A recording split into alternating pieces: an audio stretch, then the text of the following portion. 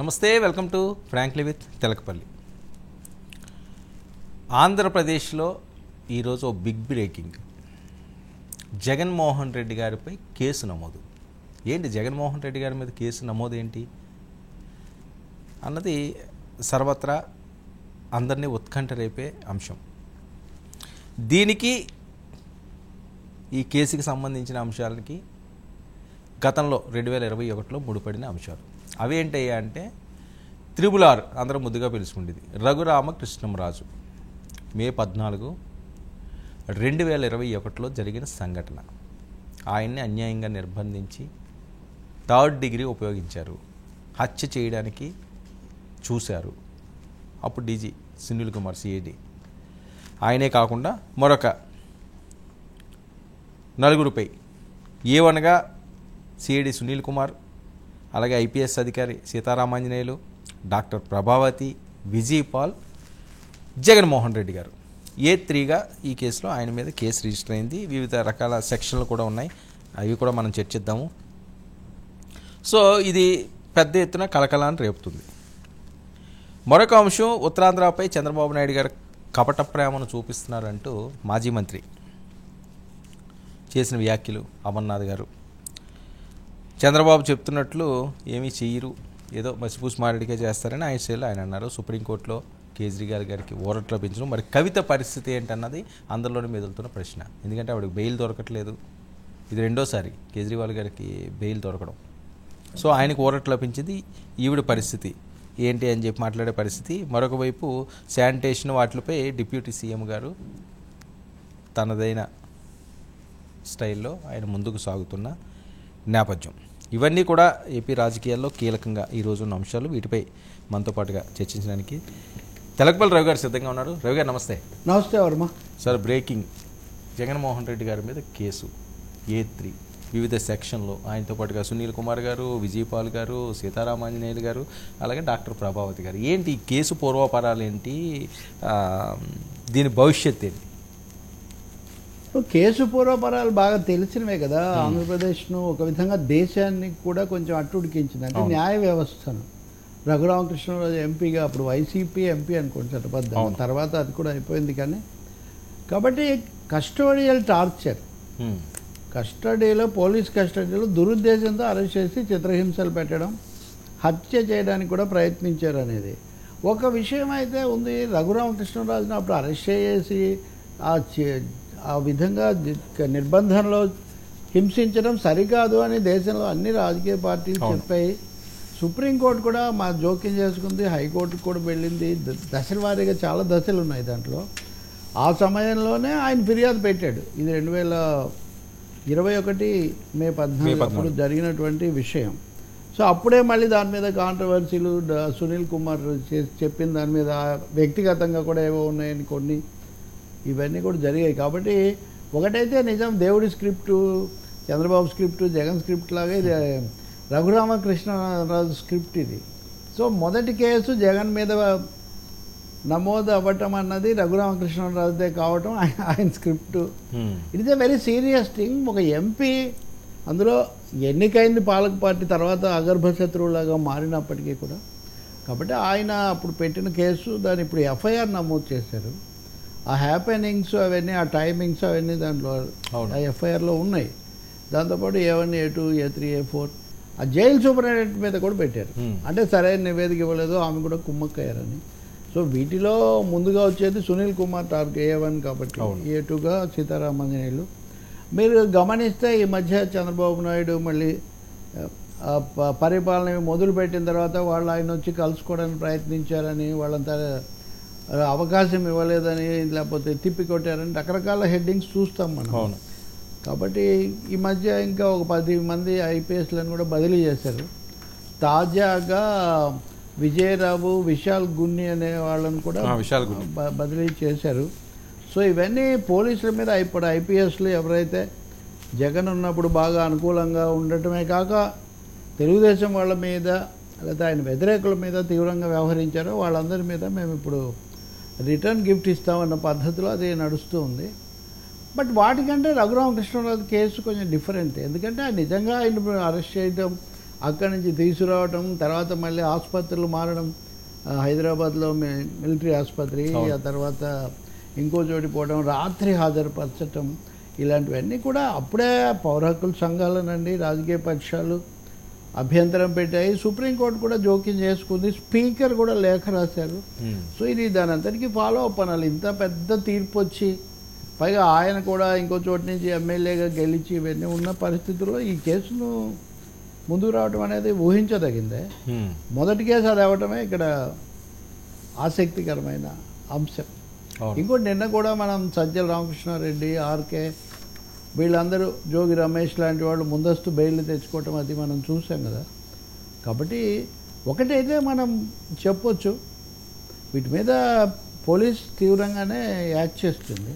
కానీ అదే సమయంలో వాళ్ళు ఇమీడియట్గా వాళ్ళుగా ఏమన్నా చేస్తారని మనం భావించలేం. ఎందుకంటే యువతల వాళ్ళు మళ్ళీ న్యాయస్థానానికి వెళ్తారు. అవును. సో ఈ ఒక తతంగం నడుస్తుంది, ఒక ప్రాసెస్, లీగల్ ప్రాసెస్ ఒకటి జరుగుతుంది. కానీ ఏదో ఒకటైతే దీనికి ఒక ప్రతిస్పందన ఉండాల్సిన అవసరం ఉంది. ఒక పార్లమెంట్ సభ్యుడిని కూడా అంత తేలిగ్గా రాజకీయ వ్యతిరేకతలు, ఒకరినొకరు విమర్శించుకోవడాలు, ఆయన రోజు రచ్చబండ అవన్నీ ఓకే, అది రాజకీయమైంది.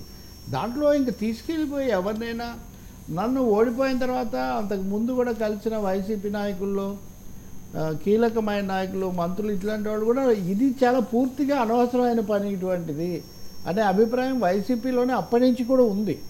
నిజం చెప్పాలంటే తర్వాత వచ్చిన చాలా పరిణామాలకు మూలం రఘురామకృష్ణరాజు కేసు ఒక విధంగా క్లైమాక్స్ లాంటిదని మనం భావించవచ్చు. సో దీంట్లో పోలీసులు నిష్పక్షపాతంగా దర్యాప్తు చేసి వాళ్ళు ఆధారాలను బట్టి, అలాగే న్యాయస్థానం ఆదేశాలను బట్టి వాళ్ళు చర్యలు తీసుకుంటారని మనం భావించాలి. సార్, రఘురామకృష్ణరాజు అయితే జగన్ దీనికి ఆయన పెట్టారు. రాజకీయంగా తప్పకుండా ఆయన అనుమతో లేకపోతే ఆదేశమో లేకుండా జరగదని భావించవచ్చు. కానీ దాన్ని ఆధారాలు ఉన్నాయని రాజుగారు అంటున్నారు.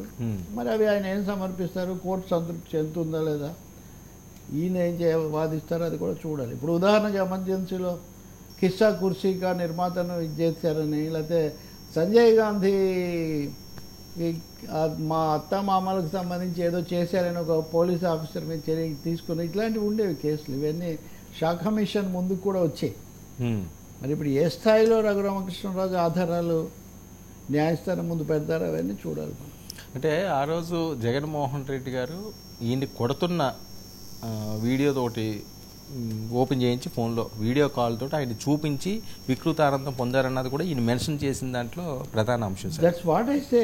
అవన్నీ నా దగ్గర ఆధారాలు ఉన్నాయంటున్నారు కాబట్టి ఆయన ఆధారాలు చూపిస్తే అవి సంచలన ఆధారాలు, అవి చూపించి న్యాయస్థానం వాటి పట్ల ఎట్లా స్పందిస్తుందని. కాబట్టి జరిగింది తప్పు, అలా జరగకూడదు, ప్రజాప్రతినిధుల పట్ల ప్రజల పట్ల కూడా అనడంలో రెండో అభిప్రాయం ఏం లేదు. ఇంకా మిగతా వివరాలన్నీ న్యాయస్థానంలో తేరాలి. ఇంకా అప్పుడు రాజకీయ వేడి అదంతా ఉండింది బాగా, ఇప్పుడు ఇంకో విధమైన వేడి ఉంది. కాబట్టి చట్టబద్ధంగా వెళ్ళటమే వీటన్నిటికీ ఒకటే సూత్రం, చట్టబద్ధంగా వెళ్ళటం. అంతకుముందు చట్టాన్ని ఉల్లంఘించారు, దాన్ని ఇప్పుడు కేసు అంటున్నారు. ఇప్పుడు చట్టబద్ధంగా వెళ్ళాల్సిందే కదా. ఉత్తరాంధ్రలో అభివృద్ధి అనే అంశం ఏంటి, ప్రస్తుత ప్రభుత్వం అడుగులు వేసే అంశం అన్నది ఏ రకంగా చూడాలి? నిన్న మనం మాట్లాడుతున్నప్పుడే విశాఖ ఉక్కు అప్పటికే చంద్రబాబు నాయుడు అక్కడ ఉన్నారు. మెడ్టెక్ జోన్ అదొకటి ప్రారంభించారు, అక్కడ పవర్ పాయింట్ ప్రజెంటేషను, సిఐఐ వాళ్ళతో చర్చ, ఇలాంటివన్నీ కూడా జరిగాయి. నిజంగానే ఉత్తరాంధ్రకు పైగా అది వరకు జగన్ ఏదో రాజధాని చేస్తానన్నారనే ఒక సమస్య ఉంది కదా. మేము రాజధాని చేస్తాము, వాళ్ళు నిర్లక్ష్యం చేశారు అన్నది చెప్పారు. రాజధాని చేస్తాము అని చెప్పినా కానీ అక్కడ కూడా ఆ పార్టీని ఓడించారు. అంటే దీని అర్థం ఏంటి అంటే, తెలుగుదేశం పార్టీకి సంబంధించినంత వరకు రాజధాని ఇస్తాము అంటే కూడా ఉత్తరాంధ్ర ప్రజలు అంత ఘోరంగా వైసీపీని ఓడించటం చాలా పెద్ద విషయం అనేది టీడీపీ అభిప్రాయం. టీడీపీకి ఉన్న సంబంధాలను బట్టి చూసినా, ఇవన్నిటిని చూసినా. అందుకనే ఉత్తరాంధ్రకు స్పెషల్ ఫోకస్ ఇవ్వాలని మీరు చూడండి. స్పీకరు, పార్టీ అధ్యక్షుడు, కీలకమైన మంత్రులు చాలామంది, ఇప్పుడు కేంద్రంలో మంత్రి అయినటువంటి రామ్మోహన్ నాయుడు, ఇలా మీరు చూస్తూ పోతే ఉత్తరాంధ్రకు తెలుగుదేశం స్కీమ్ ఆఫ్ థింగ్స్ రాజకీయ ప్రణాళికలో ఇచ్చిన ప్రాధాన్యత మీకు స్పష్టంగా అర్థమవుతుంది. ఇంకొకటి, ఎవరు అధికారంలో ఉన్నా కానీ ఒక ఫైనాన్షియల్, ఎకనామిక్, ఇండస్ట్రియల్ జోన్గా విశాఖకు ఉన్న ప్రాధాన్యతను ఎవరు తగ్గించలేరు. దాన్ని మేము ఆర్థిక రాజధాని చేస్తామని చంద్రబాబు కూడా అన్నారు. ఈ నేపథ్యంలో ఇప్పుడు అక్కడికి ఆయన విశాఖ ఉక్కు సమస్య కూడా అక్కడ ఉంది. నిన్న అక్కడ వెళ్ళారు. అయితే ఇప్పుడు గుడివాడ అమర్నాథ్ అంతకుముందు కూడా ఆయన ఎక్కువగా ఇవన్నీ మాట్లాడుతుండేవాళ్ళు. ఇప్పుడు అవతరాలు చేసిన దాన్ని ఊరికే అది కాదు ఇది కాదు అంటే వల్ల ఉపయోగం లేదండి. వాళ్ళు గెలిచారు, పెద్దగా అధికారంలోకి వచ్చారు, 1 by 1 మేము చేస్తామంటున్నారు. Let them tour and let them talk to the people. ఇంకా రెండోది అమ్మఒడి తగ్గించారు, లేకపోతే ఇసుక ఇవ్వట్లేదు, ఇలాంటి ఆరోపణలు విమర్శలు వైసీపీ శిబిరం నుంచి అలాగే రకరకాల లెక్కలు అవి వస్తున్నాయి. అవన్నీ కూడా వాళ్ళు ఇచ్చిన వాగ్దానాలకు కట్టుబడి ఏమాత్రం నిరుత్సాహపరచకుండా చేస్తారని మనం ఆశించాలి, కోరుకోవాలి. అంటే నెల రోజుల్లోనే ఈ రకమైన రాజకీయ విమర్శలు అది సబబేనా? వర్మ గారు ఇప్పుడు పదే పదే విమర్శలు అది తప్పు అంటారా ఇది తప్పు అంటారా, ఎవరో ఒకరిని తప్పు అని అవసరం లేదు. నెల రోజుల్లోనే ప్రారంభంలో ఇలా జరుగుతుందని వాళ్ళు అంటున్నారు. ఇప్పుడు విద్యుత్ శక్తి మీద శ్వేతపత్రం ఇచ్చారు, భవిష్యత్తులో భారాలు ఉంటాయో లేదో మీరు చెప్పడం లేదు, వేస్తారేమో అని కొన్ని ప్రశ్నలు. ఇసుక ఉచితం అన్నారు, అప్పటికంటే దాదాపు దూరం పెరిగితే భారం పెరుగుతుందని కొన్ని రెండోది అది కనిపించట్లేదని. మూడోది ఇప్పుడు మీరు అమ్మ ఒడి ఒకరికి కాదు అందరికి ఇస్తామన్నారు, కానీ ఇప్పుడు ఒకరికే మీరు ఇచ్చిన జీవో ప్రకారం ఒకరికే ఒక ఇంటికి ఒక వచ్చేట్టుగా ఉందని. ఇవి ప్రారంభంలో విషయాలే కదండి. ఇప్పుడు తర్వాత 5 ఏళ్ళకి 2 ఏళ్ల కింద తర్వాత జరిగేవి అని అడిగితే పొరపాటు, కానీ ప్రారంభ చర్యల మీద ప్రారంభంలో విమర్శ వ్యాఖ్య ఉంటుంది. అసలు ఖజానాలో 100 కోట్లు కూడా లేని పరిస్థితుల్లోని ఎవరైనా వచ్చినా ఒక నెల రోజుల్లో ఏ మాయామంత్రంతో. వర్మ గారు దయచేసి క్షమించండి. అలాగే ఒకవేళ అధికార పార్టీ అయినా ఇంకొకరైనా ఏ దిశలో ఉంది, ఎలా ఉన్నాయి తొలి సంకేతాలను అడగడంలో పొరపాటు ఏముందండి. మీడియా అయినా ఇప్పుడు దాంట్లో అట్లా ఉంది, ఇప్పుడు ఇట్లా లేదే, ఒక వివరణ ఇచ్చేస్తే అయిపోతుంది కదా. ఇప్పుడు ప్రతి బిడ్డకు ఎంతమంది బిడ్డలు ఉంటే అంతమందికి ఇస్తామన్నారు, కానీ దీన్ని చూస్తే ఒక బిడ్డకే అన్నట్టుగా ఉందని ప్రతిపక్షం విమర్శ చేస్తూ, కాదు మేము అందరి బిడ్డలకి ఇస్తామని చెప్పండి, అయిపోయింది. మీరు ఇచ్చిన డబ్బులు వచ్చినప్పుడే మీరు ఇవ్వండి, కానీ అప్పుడు ఈ తేడా ఉందని మీరు చూపిస్తారు కదా. ఎవరు ఏది ఆ జీవోలో అలా వాళ్ళు అంటున్నారు, క్లారిఫై చేస్తే అయిపోయింది కదా. ఇప్పుడు అనొద్దు అంటే ఎట్లా, విమర్శించే ఆ పాయింట్ అయితే పాయింట్ అవుట్ చేస్తారు కదా. మీరైనా నన్ను అడుగుతారు కదా, వాళ్ళని కాకపోయినా. ఒక నెల లోపల అంటే ప్రారంభ సమయంలో వచ్చేవాటిని ప్రారంభ సమయంలో అడుగుతారు కదా. అయితే అమర్నాథ్ అడగడం సరైందా, అమర్నాథ్ వైసీపీ వాళ్ళు చేసినప్పుడు అన్ని చేశారా, అది నా పని కదా, దాని గురించి మనం ఏం మాట్లాడక్కర్లేదు. కానీ అప్పుడు ఇలా అన్నారు. వాలంటీర్ల విషయం ఉంది, వాలంటీర్ల విషయంలో అనిశ్చితి ఉంది కదా ఇప్పటికి కూడా. మరి ఆ విషయం ఎవరన్నా అంటే రాగానే దాడి అంటే దాడి వేరు, ప్రస్తావన వేరు, సందేహం వేరు, క్లారిటీ కోరడం వేరు. దాని పొరపాటు ఎట్లా అవుతుంది అంటే నేను అనేది ఏంటంటే, నా పాయింట్ డే 1 నుంచి కూడా విమర్శలు గొడవలు గోళ్ళు కాకుండా వచ్చిన వాళ్ళకి తగు సమయం తెలంగాణలో ఉన్నాయండి లేదా ఆంధ్రప్రదేశ్లో ఇచ్చే పరిస్థితి ఉంటుందా? జనరలైజ్ చేయకండి. నేను ఈ మాట మీకు మొదటి రోజే చెప్పాను, మీకు 2-3 సార్లు సమయం ఇవ్వాలన్నాను. కానీ విధానపరమైన ప్రశ్నలు అయితే వస్తాయి కదా, విధానం అది కాదు ఇది అని చెప్తే అయిపోతుంది కదా దానికి. అది విధానాన్ని కూడా ఇట్లా ఇప్పుడు ఉదాహరణకు మీరు కూడా అడిగారు చాలాసార్లు, ఇప్పుడు వాలంటీర్ల విషయంలో అనిశ్చితి ఎందుకు, మా విధానం ఇది, లేదా కొంత సమయం తీసుకుంటామని కూడా చెప్పొచ్చు, ఇబ్బంది ఏముంది. మేము ఇంకొంత స్టడీ చేస్తున్నాం, కొంత సమయం కావాలని మీరు చెప్పొచ్చు. ఇప్పుడు శ్వేతపత్రాలు ఇస్తున్నప్పుడు దాని నుంచి వివరాలు కావాలి కదా, స్పష్టత కావాలి కదా అని ప్రతిపక్షాలు ఎందుకు, మామూలుగా పరిశీలకులు లేకపోతే అధికారులు కూడా కోరుకుంటారు, ప్రజలు కూడా కోరుకుంటారు. ఓట్లు వేసిన వాళ్ళు ఉదాహరణకు వాళ్ళు ఒకరికే ఇస్తున్నారు, వీళ్ళందరికీ ఎంతమంది పిల్లలు ఉంటే అంతమందికి ఇస్తారని ఓట్లు వేశారు కదా. ఓట్లు వేసిన ఓటర్లు చూడరా, పోనీ మనందరం చూడొద్దు, మనందరం సమయం పాటించి ఆ విషయం పక్కన పెడదాం. అలాగే ప్రతిపక్షాన్ని కూడా అడగొద్దని మనం చెప్దాం. కానీ ఓటేసిన వాళ్ళు అయితే మొన్న అప్పుడు అలా అనుకొని చేసాము, ఇందులో ఏదో తేడా కనిపిస్తుందని వాళ్ళు కొంచెం ఆలోచించరా. కాబట్టి పారదర్శకత స్పష్టత ఉంటే చాలా మంచిది. ఇంకా అంతకంటే దీంట్లో రెండో అభిప్రాయం ఏముంది చెప్పండి. డే 1 నుంచి మనుషులను విమర్శిస్తే, పార్టీలను విమర్శిస్తే, ఇది చేయలేదు అది చేయలేదు అని తిడితే తప్పు. అలాగే ఇదెందుకు చేయలేదు అదెందుకు చేయలేదని ఆక్షేపిస్తే తప్పు. మీరు 5 ఏళ్లలో చేయలేంది 5 వారాల్లోనే ఎందుకు అడుగుతారని మనం అడగొచ్చు. కానీ విధానపరంగా ఎవరైనా ఒక మాట అడగకుండా ఎలా ఉంటారు చెప్పండి. సార్ ఇప్పుడు మీరు ప్రెస్ కాన్ఫరెన్సులు పెట్టి లేదా మీడియాని పిలిచి చెప్పేదే అందుకోసం కదా. మీరు చెప్పిన దాని మీద మీడియా వాళ్ళు కూడా అక్కడ కొన్ని ప్రశ్నలు, ఉదాహరణకు పవన్ కళ్యాణ్ మీరు తర్వాత పెట్టినట్టున్నారు, ఉదయం ఆయన పారిశుధ్యము, తర్వాత చెత్తను వేస్ట్ మేనేజ్మెంటు, ఇలాంటి అంశాలు, రోడ్లు, రూరల్ రోడ్లు, వీటి మీద చెప్తున్నప్పుడు ఒక విలేకరి ఇప్పటికే చాలా రోజులుగా పారిశుద్ధ్య కార్మికులకు జీతాలు ఇవ్వట్లేదు, వాళ్ళ ఉద్యోగాలు కూడా భద్రత ఉంది, దీని మీద ఏదైనా అడుగుతారు కదా సహజంగా. దాని అర్థం వెంటనే మిమ్మల్ని ఇమ్మని కాదు, ఇప్పటివరకు 5 ఏళ్ళు ప్లస్ 1 నెల వాళ్ళకి ఇవ్వట్లేదు కదా, ఈ పారిశుద్ధ్య సమస్య వచ్చినప్పుడు అది అడుగుతారు, అది సహజం కదా ప్రజాస్వామ్యంలో. ఓకే, చంద్రబాబు నాయుడు గారు నేను పెట్టిన మీటింగ్ల అంశంలో చూస్తే బ్యాంకర్స్ తోట ఉండండి, ఇంకోటి ఉండండి, వేల కోట్ల రూపాయలు బ్యాంకర్స్ కూడా అప్పులు ఇవ్వడానికి సిద్ధంగా ఉన్నామని చెప్పారంటే, అలాగే ఇన్వెస్టర్లు కూడా పెద్ద ఎత్తున వివిధ దేశాల నుంచి వస్తున్నారన్నది చంద్రబాబు నాయుడు గారు చెప్తున్న అంశాలు.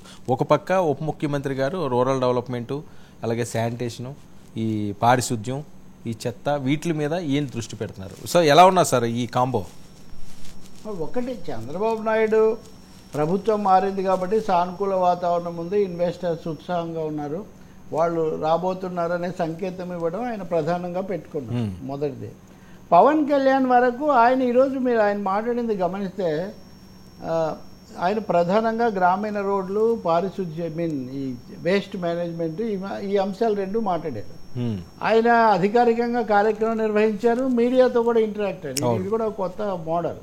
ఈ సమయంలో ఆయన చెప్పింది ఏంటి, గ్రామాల్లో 4700 కిలోమీటర్ల రోడ్లు వేయడానికి 7,000 కోట్ల రూపాయలు కావాలి. ఇప్పుడున్న నిబంధనలు గ్రామీణ సడక్ యోజన, దాని ప్రకారం 30% మ్యాచింగ్ గ్రాంట్ రాష్ట్ర ప్రభుత్వం ఇవ్వాలి. ఈ 30%ని 10%కి తగ్గించమని నేను కేంద్ర ప్రభుత్వాన్ని అడుగుతాను అని చెప్పారు. ఈ గ్రామీణ సడక్ యోజన, రోడ్లు, ఇవన్నీ గత ప్రభుత్వం మీద వచ్చిన విమర్శల్లో రోడ్లు కూడా రిపేర్లు చేయలేదు, గుంటలు కూడా పూడ్చలేదని ప్రధాన విమర్శ. జనసేన వాళ్ళు అనేక చోట్ల గుంటలు పూడ్చడము ఇవన్నీ కూడా వాళ్ళు వైరల్ అప్పుడు చేశారు. కాబట్టి ఇప్పుడు ఆయన రోడ్ల మీద, రెండవది ఆయనది గ్రామీణాభివృద్ధి శాఖ కాబట్టి ఆ సమయంలో ఆయన ఎంత జాగ్రత్తగా మాట్లాడారంటే, ఈ రోడ్లు వీటన్నిటికీ కావాలి, భీమవరంలో కూడా కావాలి, భీమవరం నా పరిధిలోకి రాదనుకోండి, నాది గ్రామీణాభివృద్ధి గ్రామ పంచాయతీ అని చెప్పారనమాట. అంటే అంత స్పష్టంగా ప్రభుత్వంలో విధానపరమైన పద్ధతులు మాట్లాడతాను. నారాయణ గారితో, మున్సిపల్ శాఖ మంత్రి నారాయణతో మాట్లాడి ఈ విషయాలు కూడా చేస్తాము. అంటే గ్రామీణాల్లో రోడ్లు పడితే, సరిగ్గా ఉంటే, రాకపోకలు పెరిగితే ఆర్థిక కార్యకలాపాలు, జీవన వేగం మెరుగుపడతాయన్నది ఇక్కడ ముఖ్యమైనది. గ్రామీణ సడక్, గ్రామీణ రోడ్ల మీద మాట్లాడారు. రెండవది వేస్ట్ మేనేజ్మెంట్. సరే, అనేక రూపాయలు ఇదివరకు నుంచి ఉన్న ఐ థింక్ 9 గంటలు ఏదో ఒక సమయం, అంత లోపల దాన్ని కనుక చెత్తను విడగొట్టగలిగితే, సెగ్రిగేషన్ ఆఫ్ వేస్ట్ చేయగలిగితే అదే డబ్బుగా మారుతుంది. అది 2643 కోట్ల ఆదాయం వస్తుంది అని. కాబట్టి దాని మీద కూడా శ్రద్ధ పెడతాను, వీళ్ళందరితో నేను డిస్కస్ చేస్తాను. ప్లాస్టిక్ కూడా చేస్తాను. పంచాయతీలకు నిధులు లేకపోవడం అనేది ఒక పెద్ద సమస్య. పంచాయతీలకు నిధులు అసలు దేశంలోనే కేంద్రీకరణ, రాష్ట్రాలకు కేంద్రం ఇవ్వదు, రాష్ట్రాల నుంచి కిందకి వెళ్ళదు. వైసీపీ హయాంలో మరీ దెబ్బతిన్నాయని. స్థానిక సంస్థల ఎన్నికల్లో అన్ని సీట్లు వాళ్ళకే వచ్చాయి, కానీ నిధులు లేవని వాళ్ళు ధర్నాలు చేసిన పరిస్థితి. సో అందుకనే ఈ కోటా తగ్గించి అదేదో చేద్దాము, చెత్త ద్వారా ఆదాయం తెప్పిద్దామని. అయితే పవన్ కళ్యాణ్ మోస్ట్లీ ఈ అంశాల మీద ఎక్కువ దృష్టి పెడుతున్నారు. దానికి తనకు తోచిన, తనను కలిసిన వాళ్ళు చెప్పిన అంశాలు అవన్నీ మీడియా ముందు ప్రజెంట్ చేస్తున్నారు. సరే, మన విలేకరి సోదరుడు ఎవరో అడిగినట్టుగా ఆ పారిశుద్ధ్య కార్మికుల వేతనాలు అనే అంశాన్ని కూడా, అది కూడా మున్సిపాలిటీలోకి వస్తుంది, గ్రామాల్లో అయితే ఈ శాఖలోకి వస్తుంది. అది చేస్తే చాలా మంచిదే ఈ ఆలోచన, నిర్దిష్టంగా, నిర్మాణాత్మకంగా. ఇంకా ఈయన గుడివాడ అమర్నాథ్ విమర్శలకు వస్తే ఆయన క్లెయిమ్ అంటే, మీరు అన్న ప్రశ్నకు 2 భాగాలు. తెలుగుదేశం వచ్చి రాకముందే వాళ్ళని ప్రశ్నలు వేయడం సరైందా, అదొకటైతే, అంతకుముందు అన్నీ మేమే చేసాము, భోగాపురం మీరు వెళ్ళి చూసేదేంటి, మేమే భూమి సేకరించాము, ఫలానాది మేమే చేసే క్లెయిమ్. సో ఆ క్లెయిమ్లు తిరస్కరించి ప్రజలు ఓడించారు. మరి అటువంటిప్పుడు వాళ్ళు వాస్తవికంగా ఉండాల్సి వస్తుంది. మీరు నేను మాట్లాడడం వేరు, అమర్నాథ్ మాట్లాడడం వేరు. కాబట్టి మీరు అన్నీ చేస్తుంటే ఉదాహరణకు ఈ సమస్యలే వచ్చేవి కాదు కదా. కాబట్టి వీళ్ళు మాట్లాడనివి కూడా ఉన్నాయండి. ఉదాహరణకు కృష్ణా జిల్లాలో అల్ట్రాటెక్ కంపెనీలో ప్రమాదం జరిగి 2 చనిపోయారు, తీవ్రమైన జరిగింది. జగ్గేపేట చాలా 2-3 సార్లు ఈ కొద్ది రోజుల్లో ఇలాంటి ఘటనలు జరుగుతున్నాయి. వీటన్నింటినీ కూడా దారిలోకి తేవాల్సిన అవసరం ఉంది. ఇది కార్మికులు, భద్రత, దీనికి సంబంధించిన అంశాలు. కాబట్టి కొంచెం లోతులోకి వెళ్ళాలి. విశాఖలో ఇలాంటి సమస్య ఇంకా ఎక్కువ. అందుకని వాళ్ళు ఏదో వస్తున్నారని అప్పుడే వాళ్ళ మీద విమర్శలు, దాంతోపాటు తమ గురించి కూడా తాము ఆలోచించుకోవాలి. మా గొప్ప అంతా చంద్రబాబు ఖాతాలో వేసుకుంటున్నారు అనేది అమర్నాథ్. అసలు గొప్ప అంటూ ఉంటే అది ఎవరి ఖాతాలో ఉన్నా పర్లేదు, ప్రజలకు చేస్తుంది. అదేమి లేకుండా ఊరికే మాట్లాడుకోవడం ఇక్కడ సమస్య. సరే, ఒక సంవత్సరం కొద్దిగా అప్ అండ్ డౌన్స్ ఉంటాయంటారా ఈ పరిపాలన గాడిలో పడడానికి? మీకున్న ఇప్పుడున్న రాష్ట్ర బడ్జెట్ పరిస్థితుల్లో, రాష్ట్రం ఉన్న పొజిషన్లో ఆర్థికంగా తీవ్రమైన సమస్యలు ఉన్నాయి. అయినా పెన్షన్స్ అయితే ఇచ్చారు కదా, యాజరీగా పెన్షన్స్ ఇచ్చారు. విద్యారంగం మీద చాలా చర్చ పెట్టాల్సిన అవసరం ఉంది. ఆ శ్వేతపత్రాల నుంచి బడ్జెట్, మొదటి బడ్జెట్ అది కూడా ఓట్ ఆన్ అకౌంట్ బడ్జెట్ అంటున్నారు. సామాన్యంగా బడ్జెట్ వస్తుందేమో చూద్దామంటే ఓట్ ఆన్ అకౌంట్ బడ్జెట్ అంటున్నారు. కాబట్టి అది కూడా పూర్తి స్థాయిలో ఉండే అవకాశం లేదు. సో సెప్టెంబర్ నాటికి అయితే వరకు, సెప్టెంబర్లో పూర్తి బడ్జెట్. సో మనం ఏదైనా ఎక్కువ ఎక్స్పెక్ట్ చేయగలిగింది ఒక క్లారిటీ సెప్టెంబర్ వరకు జరుగుతుందేమో అని అనిపిస్తుంది. సో ఈ సెషన్స్ పెద్దగా ఏముండదనా? అంటే ఈ సెషన్స్ దీని కొనసాగింపుగా ఉంటాయి. గత ప్రభుత్వం దాని తప్పిదాలు, వాళ్ళకి ప్రజలు ఇచ్చిన తీర్పు, తమకు ఇచ్చిన ఎండార్స్మెంట్, కేంద్రం నుంచి తెస్తున్నవి ఎక్కువ ఉత్సాహపరచడము, విజయోత్సాహం ఎక్కువగా ఉంటుంది ఈ సెషన్. విజయోత్సాహము, విమర్శనోత్సాహము. గత ప్రభుత్వం మీద విమర్శనోత్సాహము, ఇప్పుడు దీని మీద విజయోత్సాహం, ఇవి రెండు ఈ సెషన్లో ఎక్కువగా ఉంటాయి. విధాన స్పష్టత, ఇంకా స్పష్టత సెప్టెంబర్ నాటికి రావచ్చు. విధాన స్పష్టత ఎంత ఉన్నా విత్తం చాలా ముఖ్యం కదా. సో ఇంత లోపల కేంద్రం ఏం చేస్తుంది అన్నది కూడా ఉంది. సో దీనంతటికీ కొంత సమయం పడుతుంది. సరే, కేంద్రం సీరియస్గా చేసే అదేమైనా కనిపిస్తున్నాయా ఆ సిగ్నల్స్ ఏమన్నా? తెలీదండి. ఒక డబ్బులు వాళ్ళకు కూడా లేవు. కేంద్రం పరిస్థితి ఏం బాగాలేదు. నిన్ననే మీరు చూశారు, కోవిడ్, జిఎస్టీ వీటన్నిటి తర్వాత ఎంత నష్టం వచ్చింది. 1,16,00,000 ఉద్యోగాలు పోయాయి, రేటింగ్స్ కూడా తగ్గుతున్నాయి. ఇవన్నీ కనీసం బీహారు, ఆంధ్రప్రదేశ్ పెట్టిన వాటికే 1,00,000 కోట్లు ఇస్తారేమో, దాని మీద ఎక్కువగా ఉందని ఇతర రాష్ట్రాలు లేకపోతే ఇతర చోట్ల వాళ్ళకి సంబంధించిన వాళ్ళు గొడవ చేస్తున్నారు. వీటన్నిటి మధ్యలో నిర్మలా సీతారామన్ ఈ బడ్జెట్లో ప్రత్యేకించి రాష్ట్రాల సాయానికి ఎంత కేటాయిస్తారు అన్నది ఒకటి పెద్ద సమస్యగా ఉంది. కాబట్టి కేంద్ర బడ్జెట్ వచ్చిన తర్వాత కానీ ఈ నిధులు ఇవి ఏం జరుగుతుంది, అదనంగా ఏమైనా సాయం లభిస్తుందా లేదా, ఇవి తెలీదు. కొన్నిటి మీద మరీ ఎక్కువగా ఇప్పుడు బీపీసీఎల్ వచ్చి చర్చలు చేసింది. మేము ఉన్నప్పుడు కూడా చర్చలు చేశారని వీళ్ళు అంటున్నారు, అమర్నాథ్ అంటున్నాడు. భారత్ పెట్రో ఇది కాంప్లెక్స్ మరి ఎందుకు నిజం కాలేదు? ఇప్పటిదాకా సమయం గడిచింది. కాబట్టి ఇప్పుడైనా కానీ నిర్దిష్టంగా జరిగేటట్టుగా కేంద్రం రాష్ట్రానికి హ్యాండ్ హోల్డింగ్ అంటుంటారు కదా చంద్రబాబు, ఎప్పుడు ఆ హ్యాండ్ హోల్డింగ్ చేయూత ఇవ్వాల్సిన అవసరం చాలా ఎక్కువగా ఉంది. ఇస్తే రాష్ట్రం కొంచెం తొందరగా కదలవచ్చు. సరే, ఎలికేషన్స్ అన్నవి ఇప్పుడు ఈ రేపు ప్రవేశపెట్టే నిర్మలా సీతారామన్ గారు ప్రవేశించే బడ్జెట్లో ఏ రాష్ట్రానికి ఏంటన్నది ఉంటుందా? దీనికి సంబంధం లేకుండా కూడా వాళ్ళు జనరల్ చూపించిన అవసరం లేదు కదా. కాదు అంటే కనీసం ఒక దృష్టి మాకుంది, ప్రత్యేకంగా సాయం చేయబోతున్నాము అనే మాట ఇప్పుడు మోదీ హామీ ఇచ్చారు చంద్రబాబు కలిసినప్పుడు. ఆ హామీకి ఆచరణ రూపం ఆర్థికంగా కనపడాలి కదా. అది బడ్జెట్లో అమెరికా ఇండికేషన్స్ ఉంటాయి. లేదా జనరల్గా మేము ఇంత పెడుతున్నాము తర్వాత చర్చిస్తాం ఏదో ఒకటి చెప్తారు, ఇండికేషన్ అయితే ఉంటుంది.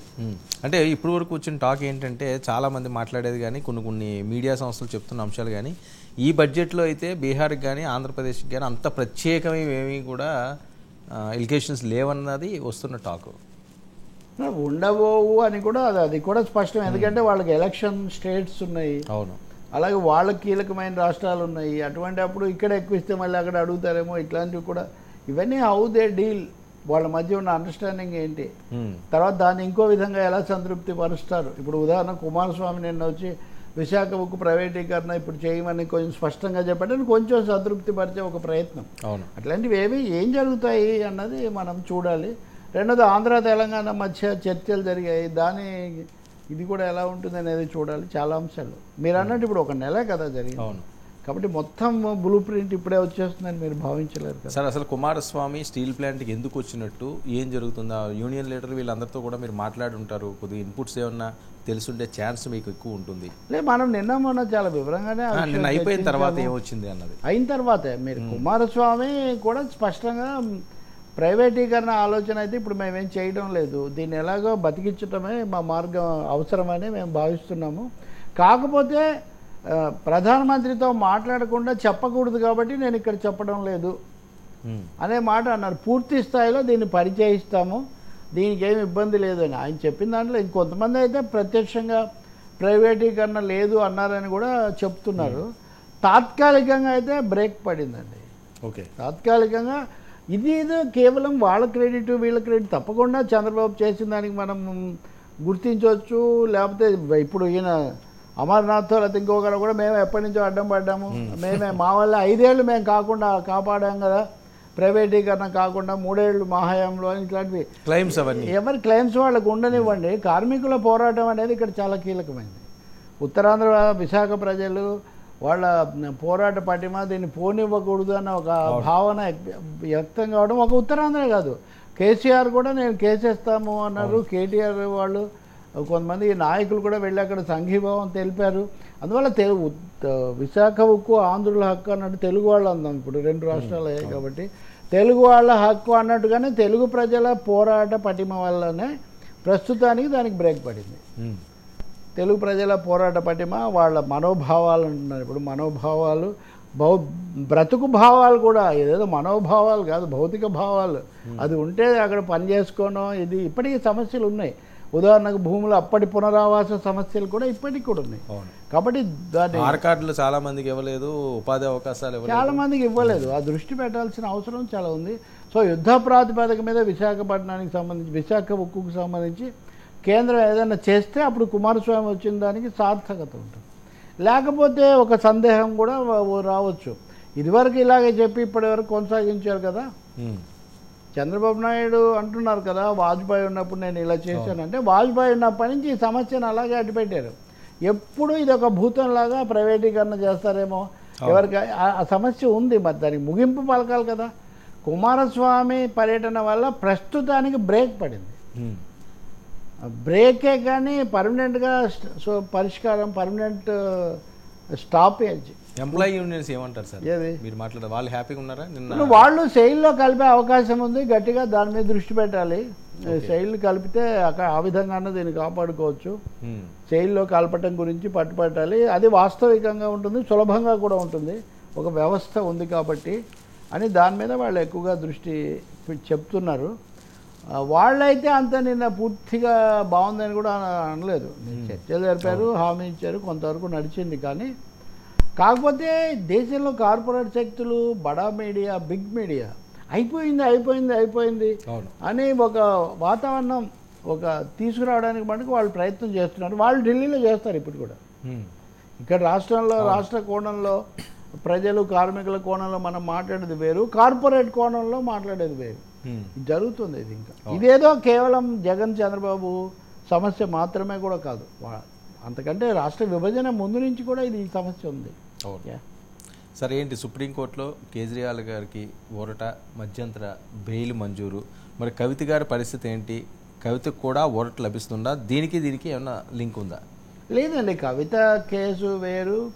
అంటే ఈ లిక్కర్ స్కామ్కు సంబంధించిందైనా కవిత ప్రత్యక్ష భాగస్వామి, ఆమెకు దీంతో సంబంధం ఉంది అనేది సిబిఐ, ఈడీ వాళ్ళ ఆరోపణ. ఆమెను ఇప్పుడు అరెస్ట్ చేసి చాలా రోజులుగా మార్చిలో ఎప్పుడో చేసినట్టున్నారు. చాలా దీర్ఘకాలంగా కొనసాగిస్తున్న పరిస్థితి. కేజ్రీవాల్ విషయానికి వస్తే నా గురించి ఆ సాక్ష్యాధారాలు లేవు, కేవలం రాజకీయ కక్షతో నన్ను చేశారు అన్నది ఆయన ఆరోపణ. రెండోది, అసలు ముఖ్యమంత్రిని అలా చేయొచ్చా, చేసిన తర్వాత ఆయన కొనసాగొచ్చా, ఇట్లా రాజ్యాంగ సమస్యలు కూడా చాలామంది లేవనెత్తారు. Kejriwal is the first chief minister in India not to resign even after arrest. Kejriwal ఆ విధంగా చరిత్ర సృష్టించినట్టే లెక్క. ఆయన జైలుకు వెళ్ళి కూడా ముఖ్యమంత్రిగా ఉన్న మొదటి నాయకుడు కేజ్రీవాల్. ఈరోజు సుప్రీంకోర్టు దశలు అనేకం ఉన్నాయి. అంతకుముందు కింది కోర్టులో ఆయనకు బెయిల్ నిరాకరించడము, జైలుకు పంపించడం ఇదంతా జరిగితే మే నెలలో సుప్రీంకోర్టు జోక్యం చేసుకొని ఆయన ఎన్నికల ప్రచారం చేసుకోవచ్చు అని దానికోసం ఆయనకు తాత్కాలికంగా 10-15 కొంత సమయం ఇచ్చింది. ప్రచారం అవగానే మళ్ళీ వచ్చి స్వాధీనం కమ్మన్నారు. ఆయన వెళ్ళారు, ఆయన తిరిగి జైలుకు. ఆ సమయంలోనే ఆయన వీటన్నిటిని సవాల్ చేశారు. సాక్ష్యాధారాలు లేకపోయినా రాజకీయంగా చేస్తున్నారు, రెండవది ముఖ్యమంత్రిని ఈ విధంగా చేయడం సరైందా లేదా, ఇట్లాంటి మౌలిక సమస్యలు, రాజ్యాంగ సమస్యలు ఆయన లేవనెత్తాడు. వాళ్ళప్పుడు రాజ్యాంగ సమస్యలు తర్వాత తేలుస్తాంలే, ముందైతే మీరు వెళ్ళి ప్రచారం చేసుకోండి అన్నారు. వచ్చిన తర్వాత జూన్ 25న రౌస్ అవెన్యూ కోర్టు స్థానిక కోర్టు ఆయనకు బెయిల్ ఇచ్చింది. అవును, బెయిల్ ఇచ్చిందో లేదో సాయంత్రానికి ఢిల్లీ హైకోర్టు ఆ బెయిల్ రద్దు చేసి స్టే ఇచ్చింది. స్టే ఎందుకు ఇచ్చింది అంటే వాళ్ళేమో ఉత్తర్వు ఇవ్వకుండా మేము స్టే నిలిపేస్తున్నాం, ఉత్తర్వుల తర్వాత ఇస్తామన్నారు.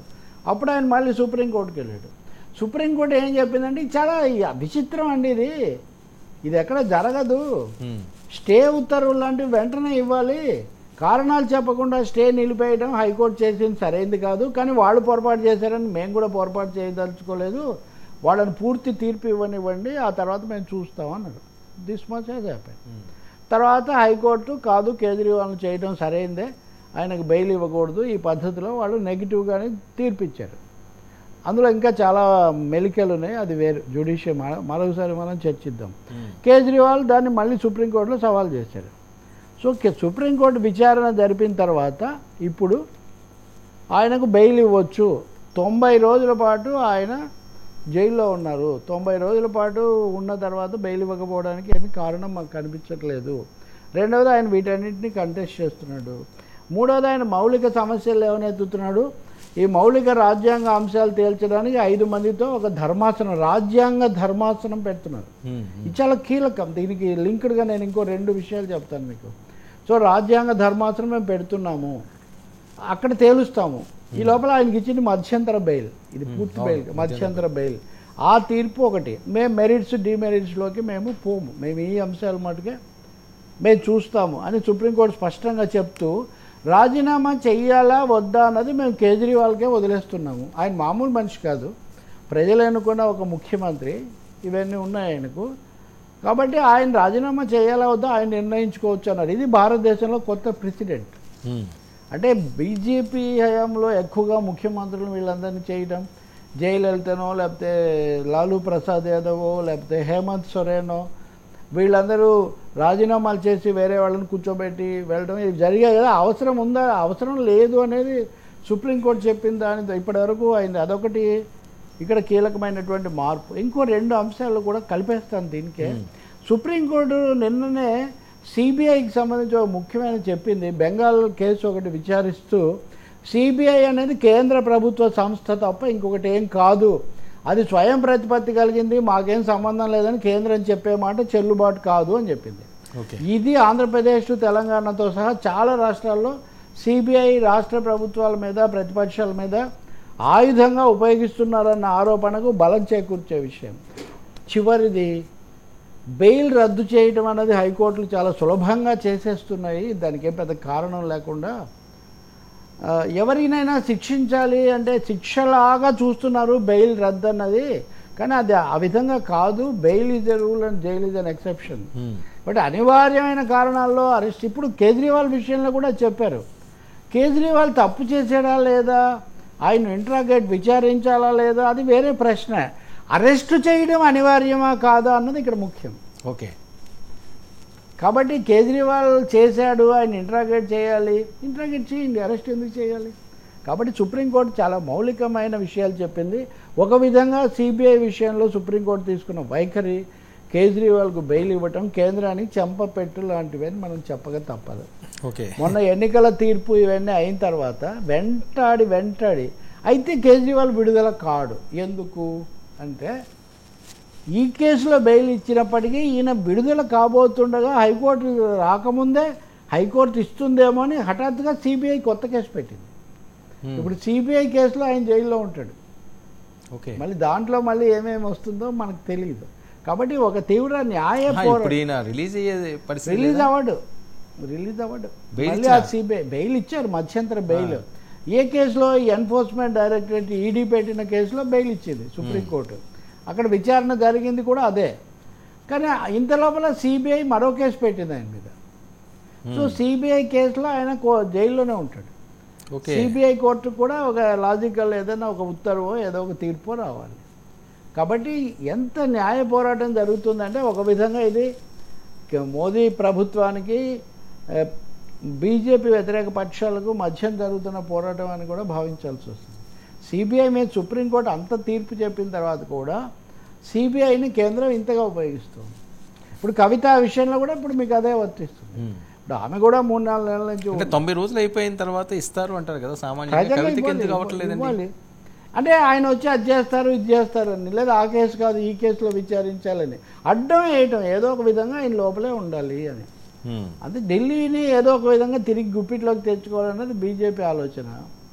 దానిదేంటంటే కాంగ్రెస్ కూడా ఆయన జైల్లో ఉన్నప్పుడు మన ఏమైనా పుంజుకోవచ్చామని వాళ్ళు కూడా ఇండియాలో ఉంటే కూడా చాలా రాజకీయం నడుస్తుంది వర్మ. భారతదేశంలో కానీ రాష్ట్రాల్లో కానీ ఇప్పుడు తెలంగాణ ఆంధ్రతో సహా రాజకీయ శక్తులు చాలా పోటాపోటీగా ఉన్నాయి. ఇది ముఖ్యంగా గమనించాల్సిన అంశం. ఎవ్వరు వన్ వే ట్రాఫిక్ లాగా టేకన్ ఫర్ గ్రాంటెడ్గా వెళ్ళే పరిస్థితి లేదు. అది మీరు చెప్పింది అక్షరాల నిజం. జూలై 25 వరకు కస్టడీ పొడిగింపట కేజ్రీవాల్. చెప్తున్నాను కదా, బ్రేకింగ్. ఐఎమ్ టెలింగ్ కస్టడీ పొడిగింపు. దాంట్లో అంటే ఇది అయిపోతే ఇంకొకటి బయటికి రాకుండా కేసు మీద కేసు పెడుతూ ఉంటారు. ఓకే, అది జరుగుతూ ఉంటుంది. Right sir, thank you so much Ravi garu. ఇది ఈనాటి frankly with Telakapalli. Stay tuned to 99 news.